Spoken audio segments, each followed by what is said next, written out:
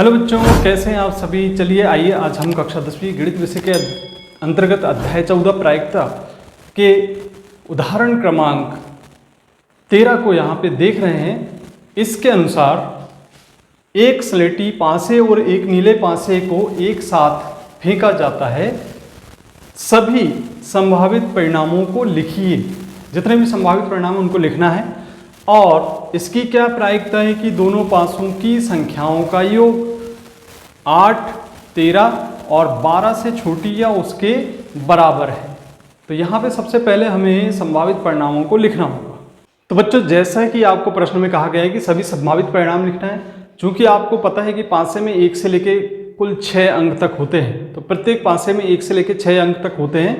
तो मान लेते हैं कि पहले पासे में हर बार 1 आ रहा है, लेकिन दूसरे पासे में अगली बार में 1 आ जा रहा है या 2 आ जा रहा है, 3 आ जा रहा है या 4 आ जा रहा है, अथवा 5 या 6 आ जा रहा है। तो इस तरीके से जो संभावित प्रकार हो सकते हैं 1, 1, 1, 2, 1, 3, 1, 4, 1, 5, 1, 6, इस तरीके से। अब मान लीजिए कि दूसरे पहले पासे में 2, 2 आ जाए पूरे 500 में, तो 2, 1, दूसरे में 2 आ जाए, 2, 2, 2, 3, 2, 4, 2, 5, 2, 6। इसी तरीके से यहाँ पे पहले पासे में 3 आ जाए, बाकी में चेंज होते जाए, 1 से लेके 6 अंक आ जाए, 3, 1, 3, 2, 3, 3, 3, 4, 3, 5।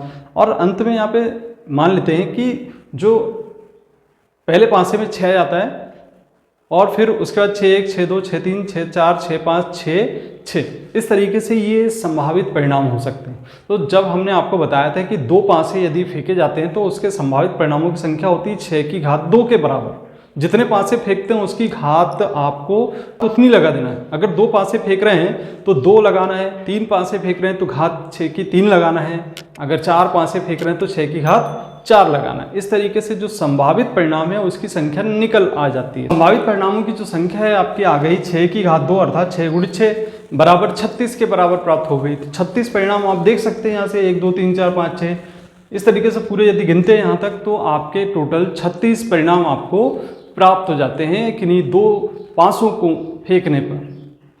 अब यहाँ पे जो हमें प्रायिकता ज्ञात करने की बात कर रहा है कि पहले नंबर पे कह रहा है कि उसका योग 8 हो।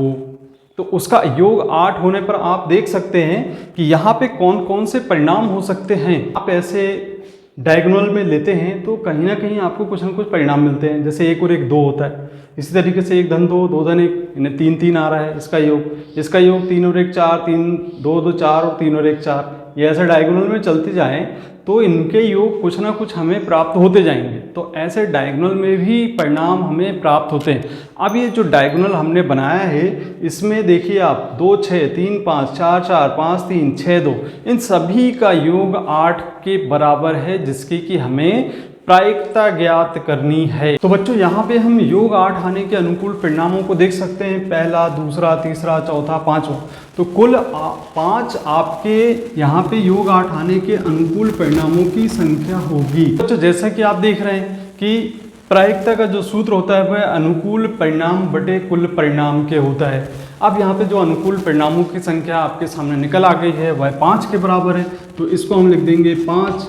और चूंकि यहाँ पे कुल संभव परिणाम है, आपने देखा कि वह 36 के बराबर निकल के आए हैं, तो 36 इसके बटे में लिख देंगे। तो बच्चों हम कह सकते हैं कि यदि हम पासों में योग 8 प्राप्त कर रहे हैं तो उसकी कुल प्रायिकता 5/36 के बराबर होगी। अब दूसरी कंडीशन आपको दी गई है। दूसरी कंडीशन में कह रहा है कि योग 13 होगा। तो ऐसी कौन कौन सी परिस्थितियां हो सकती हैं। तो यहाँ पे हम देखें कि कौन कौन सी परिस्थिति हो गई जिसमें योग 13 होता है। अब देखिए चूंकि यहाँ पे अंतिम परिस्थिति में 6 और 6 12 हो रहा है, और यहाँ पे यदि डायगोनल देखें, विकर्ण बनाएं तो 6, 5, 11 और 5, 6, 11। इसका मतलब यहाँ पे भी 13 नहीं हो रहा है। 4, 6, 10, 5, 5, 10, 6, 4, 10। ये डायगोनल में भी 13 नहीं हो रहा है। ऊपर तक चले जाएं डायगोनल बनाते हुए तो 13 कहीं पर भी आपको प्राप्त नहीं होता, क्योंकि दोनों पासों में अंतिम जो अंक प्राप्त होता है वह 6। तो 6, 6 अंतिम इसके परिणाम होंगे, जिससे इसका योग 6 और 6 12 होगा, 13 नहीं हो सकता। तो इसको असंभव घटना कहेंगे, जो कि संभव नहीं है। तो ऐसी स्थिति में जो इसके परिणाम होंगे वह 0 के बराबर प्राप्त होंगे, और जो प्रायिकता होगी वह 0 होगी, क्योंकि इसे हम लिखेंगे 0/36 अनुकूल परिणाम बटे कुल परिणाम की संख्या। तो इसका मतलब ये हुआ कि इसकी प्रायिकता भी कैसी हो जाएगी, 0 के बराबर होगी।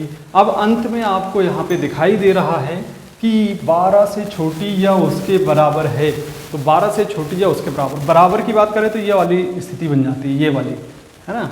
और फिर अगर देखें तो 11 योग आ रहा है, फिर ये देखें तो 10 योग आ रहा है, फिर इसमें देखें तो इसका योग 9 के बराबर आ रहा है, ये इसका योग 8 के बराबर, 7, 6, 5, 4, 3, 2। तो यहाँ पे जो अंत में जाके कुल देख रहे हैं हम कि इस प्रकार के जिसमें योग 12 या उससे कम आ रहा है, तो ऐसे करके यहाँ पे पूरे के पूरे परिणाम ले लिए गए हैं, तो टोटल परिणाम 36 है। तो यहाँ पे जो अनुकूल परिणामों की संख्या निकल के आएगी वह 36 के बराबर होगी।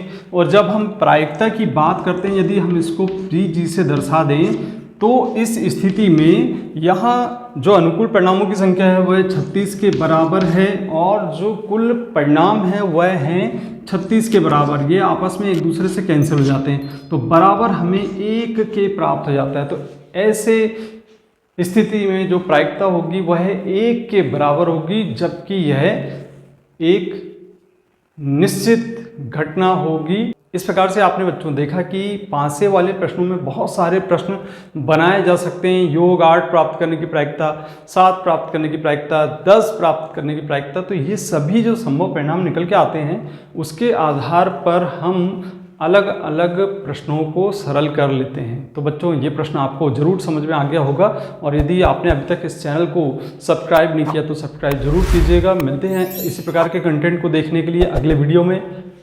धन्यवाद।